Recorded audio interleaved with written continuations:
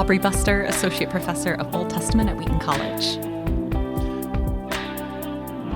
Dr. Aubrey Buster, welcome back to Exegetically Speaking. Thanks for being with us today. It's great to be here with you. Now, you're an Old Testament specialist, but you're also working in some Aramaic related to the book of Daniel. Yes, You and John Walton working on this commentary. Amazing, great commentary coming up. You guys are going to reset a lot of people's thinking. Or at least start new conversations. At least and that's worth doing. All right, today we're in Daniel chapter 5.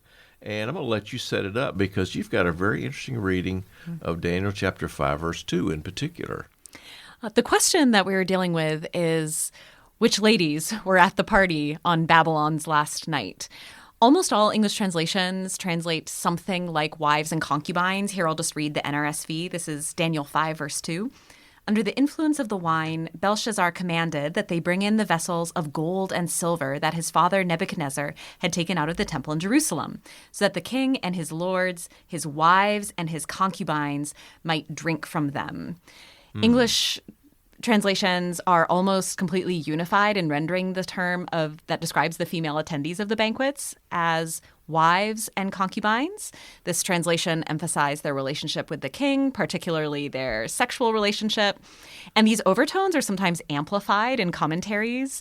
One commentator writes that the female presence at the banquet requires a mood of lasciviousness and moral decadence. And this idea is sometimes supported in the commentaries by reference to an episode in Herodotus, where the Persians describe their customs of intermingling with their wives and concubines during feasts. That passage, however, describes a trick by the Persians who describe their customs falsely to get access to the Macedonian women. There's also been increased questioning by classicists and scholars who study Persia of the writings of Herodotus, recognizing that there's a kind of orientalizing tendency. The histories of Herodotus, which have been a resource for us in studying Persian history, are written by an outsider, right? This is Herodotus describing And outsiders Persian almost always customs. get it wrong. They do, and particularly with women. There's a trope where Herodotus in particular likes to describe the outlandish behavior of foreign women. So there's reasons to question this presentation. These assumptions, though, that the female attendees of the banquet, that they would primarily be the king's wives and concubines, are proven incorrect through advances in our understanding of the role of women in first millennium Mesopotamian courts. And I rely particularly on the really excellent work done by Sana Sverd.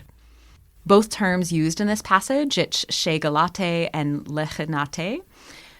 Both of them have Akkadian cognates and are also attested in other Imperial Aramaic texts. The first, shegal, is a loan word from Akkadian. It's translated here as queen. It's an Akkadian loan word from Shah Akali or Isi Akali, which means she of the palace or a woman of the palace. It's usually reserved for the queen. That is the king's main wife and the head of the queen's household. It occurs almost entirely in the singular in Akkadian texts, only once in the plural. And this is because it's such a significant role that usually only one woman holds it. Almost always the main wife of the king, occasionally the queen mother. The cognate Hebrew term also occurs in Psalm 45:10 and Nehemiah 2:6, in both cases also referring to a queen. So we translated this queens, maintaining the relative awkwardness of the plural occurrence here. I started to say queens. Yeah. Yep. And that is an awkward English translation, but it's also somewhat surprising to find this loan word in the plural. So it's likely wives of high status, which we captured with queens. The most significant retranslation is from concubines to female officials. Concubines usually are associated with secondary wives or mistresses of the queen. The term that we translate female officials, though, is the Aramaic lahenach, which is also an Akkadian loanword from lahinutu. It's almost always rendered in English translations as concubines, as I've said before, but it's well attested in Neo-Assyrian texts to describe a group of female administrators within the palace. There's another word, masanutu, that's used to describe concubines, and lahinutu, that cognate term, appears in other lists of female officials alongside female administrators, female musicians, female scribes, smiths, stoneborers, and cupbearers.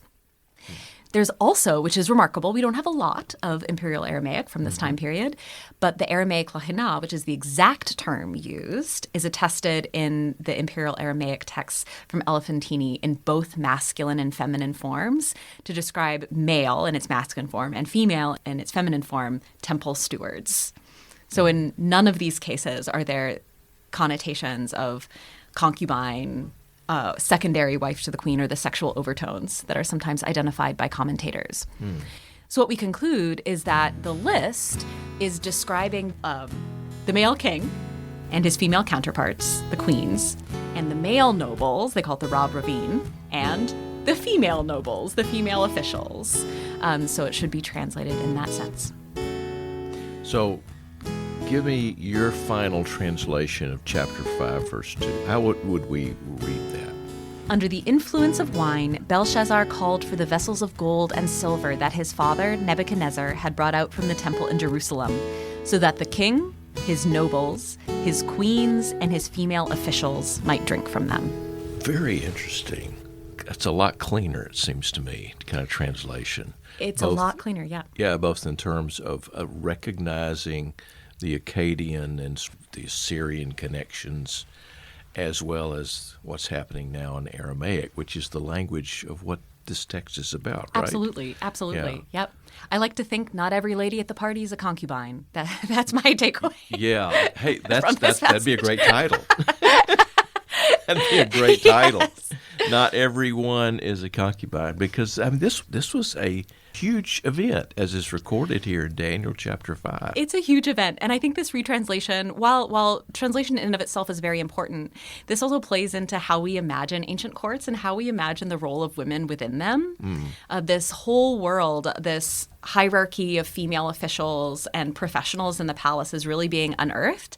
We still know the king had a harem, but there's been a tendency, not only in biblical scholarship, but also in classical scholarship and in study of the ancient Near East, to tend to assume that female presence indicates harem presence, and that's been significantly nuanced. And I think it should influence our translations. It ought to, and it will after your commentary comes out. From here on out, you're changing the face of our thinking about this. Absolutely. Exactly. I love it. Not every woman at the party is a concubine. Dr. Aubrey Buster, thanks for being with us today. It was a delight to have Aubrey Buster back on the podcast. She was one of the last people that I hired as dean of the School of Biblical and Theological Studies. So glad she's part of the faculty now. Exegetically Speaking is a podcast of the friends and faculty of Wheaton College and the Lanier Theological Library in Houston, Texas.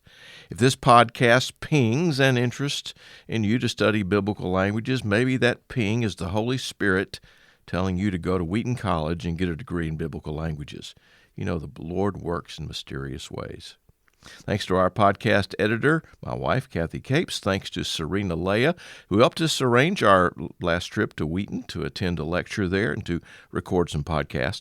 Thanks to Rebecca Larson, John Lonsma, Jesse Dugan. They help us produce the podcast on a regular basis. Thanks to Phil Kagi and David Capes for our music. Until next time, I am David Capes. Thanks for listening.